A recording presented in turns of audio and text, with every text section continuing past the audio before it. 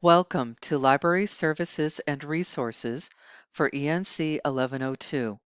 I am Jarell Horn, and my colleague is Larry Mello, and we are Research and Instruction Librarians with the FAU Library.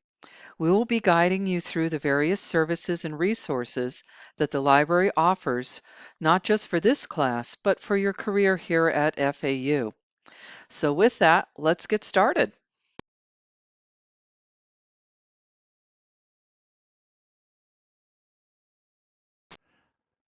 Hello and welcome to Florida Atlantic University Library's homepage, located at library.fau.edu. The purpose of this demonstration today is to show you how to use OneSearch to meet all your research needs. So in the search box, I'm going to type in some keywords for my topic, in this case, literacy and language. Hit enter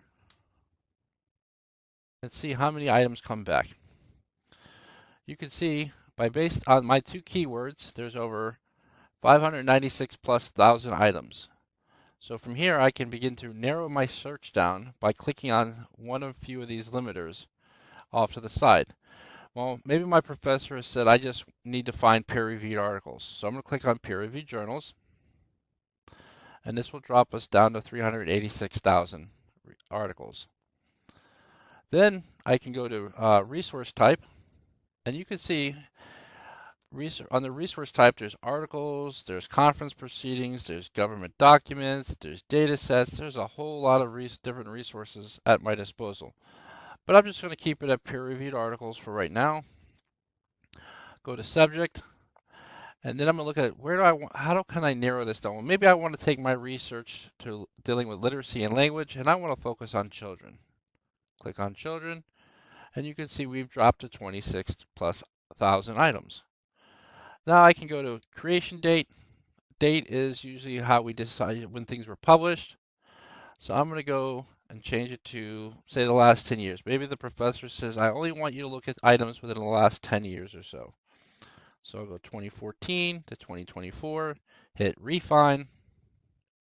Now I'm dealing with 14,000 plus items that are peer-reviewed, dealing with children as it relates to literacy and language, and published between the years of 2014 and 2024.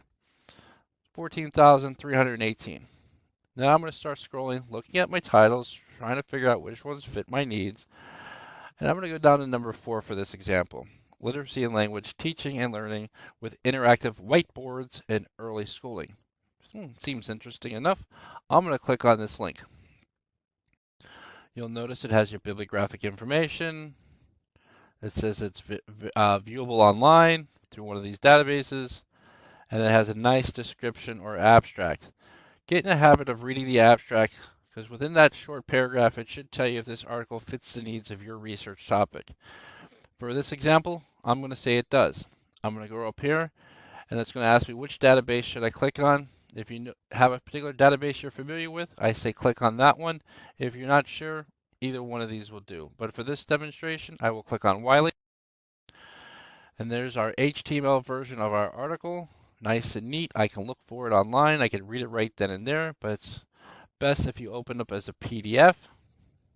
Because now I have a full text 22-page article and a PDF file that I can save or download to my hard drive, to the cloud, to a flash drive, wherever I store my resources. I can store it right then and there. Now I found this article, I'm going to go find some more. Go back into this catalog page, close out of it, jump into OneSearch again, and then again continue to scroll down my list of 14,000 articles until I find some more articles that fit my need of my research. Now, if I've found my set number of articles that I needed, I can go back up to the top, go back to the library's homepage, and then after that initial search of looking for literacy and language, I can continue my research, putting in different keyword sets, looking at different types of resources, and continue using OneSearch. Because again, remember, OneSearch provides me with articles, books, and more. But if you are the type of individual who get overwhelmed by large numbers of resources or results, and you want something smaller to search through real quickly, Then you can change your focus to library catalog if it's just books, or databases if you're looking for peer-reviewed articles. Because remember, all of these up here feed into OneSearch, which will provide you a much larger, robust result page. In this section, we are going to look at going into a database and using the search and filter options to find resources for your research project. The database we will be looking at is Opposing Viewpoints Gale in Context. So let's get started. First, we click on the Databases tab on our home page, and then we'll click on Browse to go to the databases by title. You could also type in the name of the database, but this is a good refresher of how you can get access to all of our databases. We'll click on the O for Opposing Viewpoints, and then we scroll down, and the database is right here. Just to remind you, we also have a description of the database as well. So if you're scrolling through, this will give you an idea of what these various databases are all about. Going into the database, we can see that in this particular instance, it goes straight to a basic search and has various other options on the home page for narrowing down your topic. Not all databases are like that. Some go to an advanced search and some go to other choices to help you with your research. The first thing I would like to point out, and this is something that I recommend you always look for anytime you go to a website of this type, and this would include our own, is look for the help. The reason why is the producers of this database want you to be successful in using it. They want you to return to it over and over again and use it for your research. But you can't do that if you get frustrated or you don't know how to use it. So they provide help in being able to use the database. In this case, their help is right down here at the bottom. When we click on that, as you can see, we get all sorts of information about using this database. Things like using the advanced search, the dictionary, Google integration, even sample citations, publication search results, and all sorts of other very useful topics. One thing you will find is the help can be in various places, sometimes at the bottom, sometimes at the top, often in the top right, so you may have to look around a little bit. To get started, before we get into searching, I do want to review some of the items that are on the home page. First off, we have this list of icons here that will let you use various options with this database, such as once you've done some searching, you can see your search histories, you can get links, you can highlight items and add notes. You can also browse issues. These will follow you wherever you go, so you will always have access to them.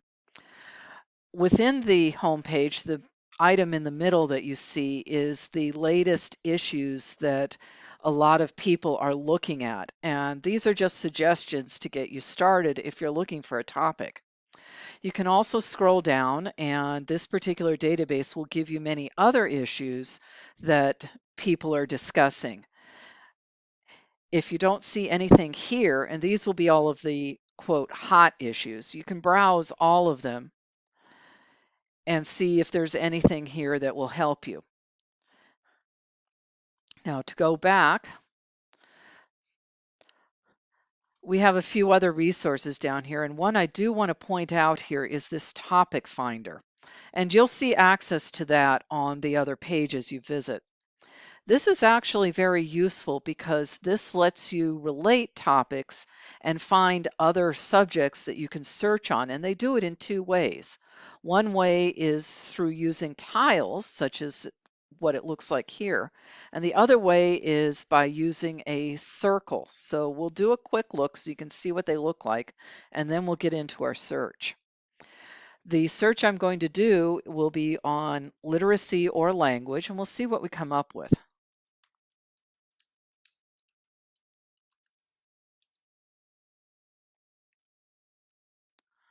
And it takes a few minutes. But as you can see, you can look at it as tiles, and these are all sorts of related topics. The red ones have a lot more that you can drill into. The green ones are a bit more specific. Or you can look at it as a wheel and the same kind of thing. As you can see, these are the more general types of topics, and then you can get more specific. So now we're going to get into the search and see what this database looks like. So again, looking at literacy or language,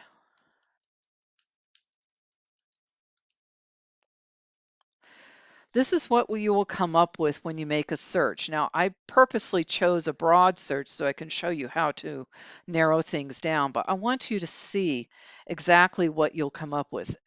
First off, for this database, they list at the top all the different kinds of sources that they have on this topic, and we'll get into those in another section.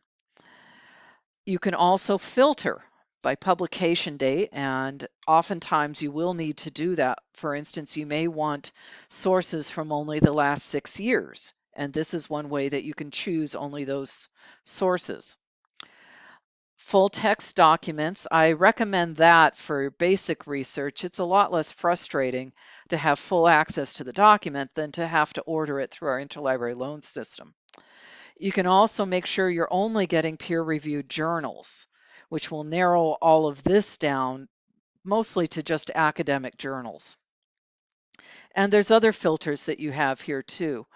You can even look at narrowing down by subject this way, as well as by using the topic finder up here. Finally, scrolling through this, it breaks down the main types of sources. So we have academic journals, and we have about 8,700 items on literacy or language. Then we also have viewpoints, so you can get opinions. These are not necessarily going to be peer-reviewed items, but they will be all sorts of other items that you may find useful for your research. As you notice, you can also expand this to view all of the items in that category. Then we have primary sources and reference items as well. And this one includes biographies, infographics, and other types of resources, including images. Not all databases have all of these. It depends on the database as to what kinds of sources you'll find. Next, we're going to look at a little bit of the searching, and one thing I want to show you is your advanced search. What I used here is just a basic search. You type in your terms and you come up with results. With the advanced search, this lets you get a little bit more complex. Oftentimes, the advanced search will let you filter right from the beginning and save you a bit of time, and it will also let you search with a little bit more flexibility. For example, it helps you make better use of what are called Boolean operators. These are and, or, and not. And these are ways to filter your search. So for example, if I do literacy and literature, or literacy and language, since that's what we were using, I will get only results that have both. When I did literacy or language, I got results that had literacy, that had language, and both. So that's going to be your broadest search. If I do literacy and not language, then I will only get results that have literacy, but will not have anything to do with language. So you can use these to really target your searching. These other items you can look at later, but these are other ways to target your searching. For example, proximity, you could say that I want literacy and language, but they don't need to be right next to each other. They could be, say, 5 words apart. So it all depends on what kind of looking that you're going to try and do. Now, what I'm going to do now is we'll go into it a little bit and see what the items look like. And for the fields, you can choose. Do you want it in the document title? Do you want it, is it an author you're looking for? Do you want to search the entire document? And you have other ways to narrow down your search or expand it. So we'll just keep it as keyword for these. And I'm going to do and. You'll see how much it will narrow the search. I did also choose full text, and I'll choose peer reviewed, and let's see what we come up with.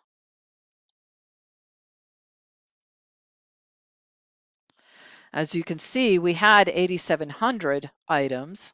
Now we have only 196, so this narrowed it down a lot. Finally, let's take a look at one of these items. When we click on the link, as you can see, we get the title, we get the abstract, which is very important. You can link to the author as well as the publication, and gives you some other important information about the document. Other items you can get are exploring similar items, so these are ways to expand your search. You can view related articles, and at the very bottom, you can get references.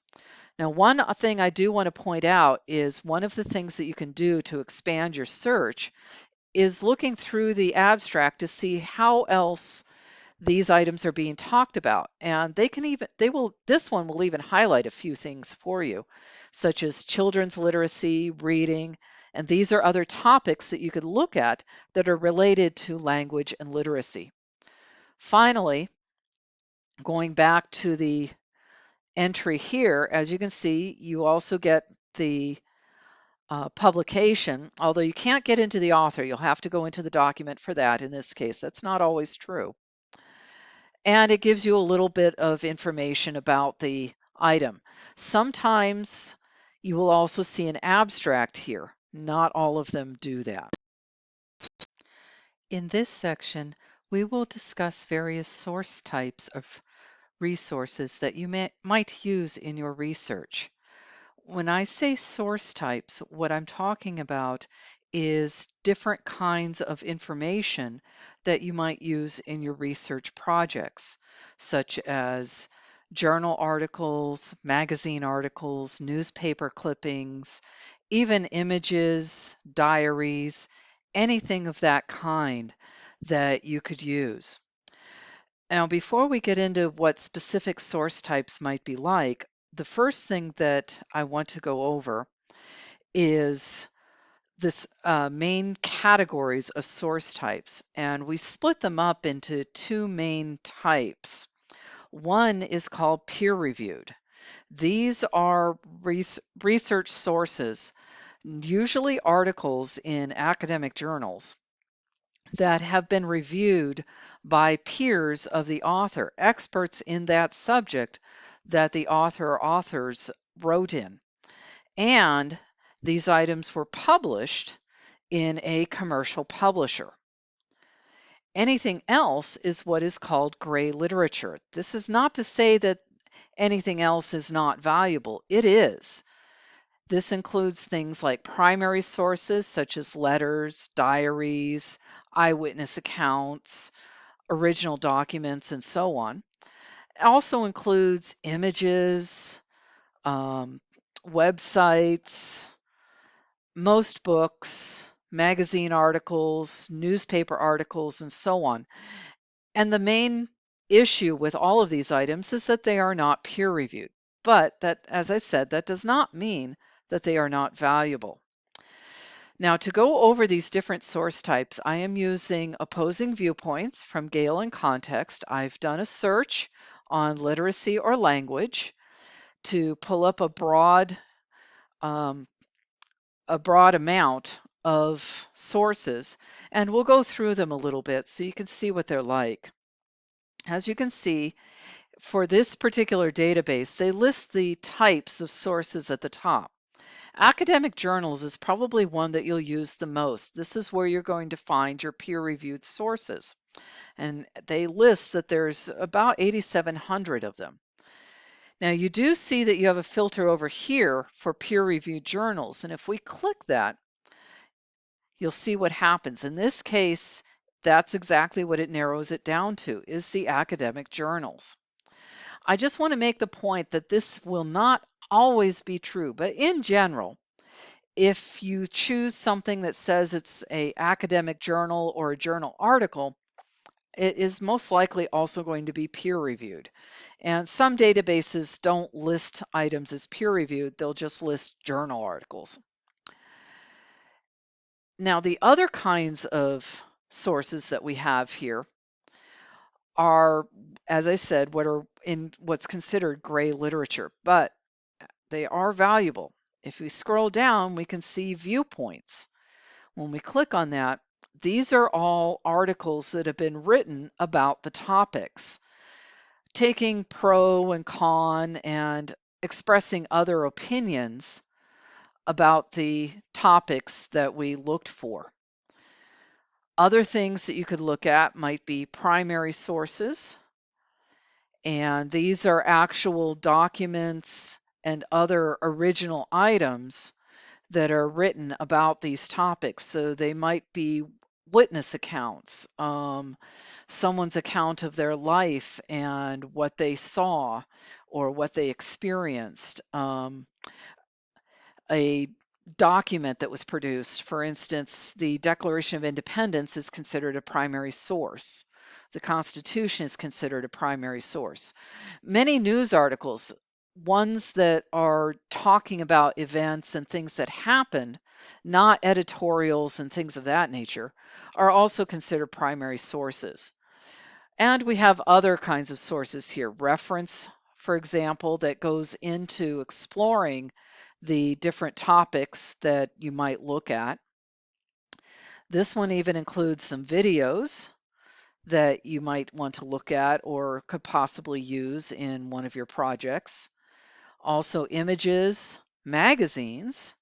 Now these, to repeat, are not peer reviewed. These are mostly going to be opinion articles. They may be more akin to newspaper articles, but there isn't any sort of review as such like there is with peer-reviewed sources. One of the things that you are really going to have to look at with most of these items is look at where is it coming from? What is the agenda of the author or the publication? And this will affect if this is something that you can use and how you can use it. So for example, we have an article here about a district that used a what's called a biliteracy seal to expand language instruction.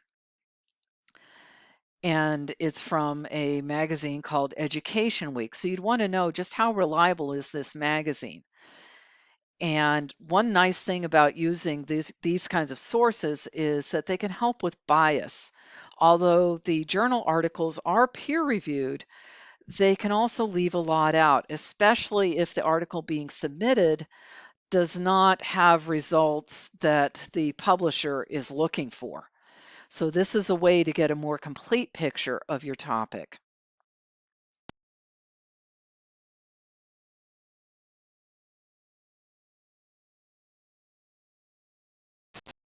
Hello and welcome to Florida Atlantic University Libraries homepage again, located at library.fau.edu. In this session, I'm going to focus on showing you two research guides that can better serve you in your ENC1102 course, as well as our main help page. First, our research guides. Simply click here. You can see we have over 73 different subjects, but if in the search box you type in ENC 1102, hit enter. I'm going to scroll down to where I see ENC 1102 research. Click there.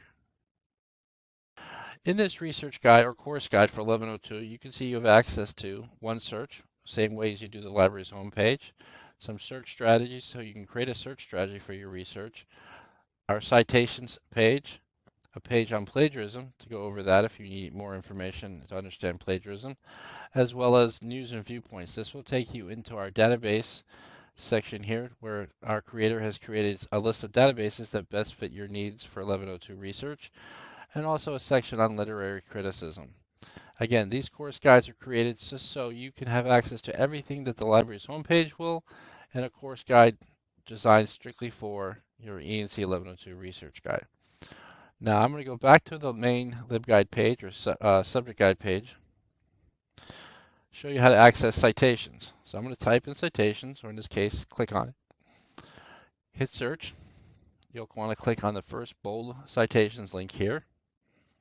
This is our main citation subject guide, and you can see it has all the various important citation styles that we use in academia. In your case, you'll be focusing on MLA 9. I'll click there. And you can see we have access to the handbook edition. So if you wanted to see the physical book, we have our call number that will take you to it. We also have PowerPoints and handouts to explain and how to write in MLA style, as well as additional video tutorials. We have a section on how to create your MLA research paper and formatting it. And if you're tasked to write an MLA annotated bibliography, we have a link to a tab that will provide you more academic link resources to how to format your annotated bibliography to your MLA style. Again, this is a guide dealing with citations, MLA 9, the newest edition for MLA users. That being said, I'm going to go back to the library's homepage and take you directly to the help page. So you can have see how you can access a research and instruction librarian. So let's click on help. First thing I want to point out, you'll see right where it says connect with a librarian. Click on this link right below it, ask a librarian, and you'll see where you can get research assistance. We have FAQs 24/7. We have a chat service that is also 24/7 with FAU librarians manning the virtual desk between the hours of 9 a.m. to 5 p.m. Monday through Friday. All other times manned by librarians from around the world who have access to our resources. You can email us a question, you can phone a question or call us during working hours. We have an online DIY research guide that will help you step you through the research processes, as well as video tutorials on various subject and research mechanisms. Now I'm going to go back to the library's main help page because I really want to point out where it says request a research consultation. Click on this link. This takes you to the online research consultation form. You fill this out. Give us the day you fill it out, your name, email, telephone number. Look, you could request an in-person meeting with one of us, an online web conference via Zoom, or you could do it over the phone. Though phone can be very cumbersome if your research question is very in depth. Let us know where you are in your research processes, freshman, sophomore, what have you, grad school. Let us know what your subject you're studying so we know where we're focusing and best fit you with the right librarian. You can give us at least 2 or 3 preferred dates and times so we know when to meet you, because again, our schedule isn't set up like a professor where we have set dates and times to do research with students, so we have to make the appointment accordingly. Let us know what your question is. Is your topic too broad? Is your topic too small? You need to go over the databases again so we know where to start from. And also let us know what some of the resources that you've already looked at, because if you've already looked at certain resources, we may not waste your time showing those again unless you ask for it, because we want to make sure your time is used wisely as well. Then you submit this form and we'll be in contact with you to set up that appointment. I'm going to go back to the library's homepage real quick. And that's how you can, between the research guides and the help page, get in contact with a research librarian. What we've shown you in this video is just a sampling of all of the services that the library offers and the help that we can give you with your assignments and your research projects. We invite you to stop by and poke your head in and say hi, or you can use these links that we provided here to get help on various topics and various items that you'll be working with, including simply talking to us through the chat or by scheduling an appointment to sit down and go into more depth for your projects. And we'd love to see you. Finally, I do ask that you take this short survey and give us a little feedback on how we did, so that way we can incorporate what you've told us and make things even better for you, because we are here to help you with your work. So thank you, and go out and have a great project.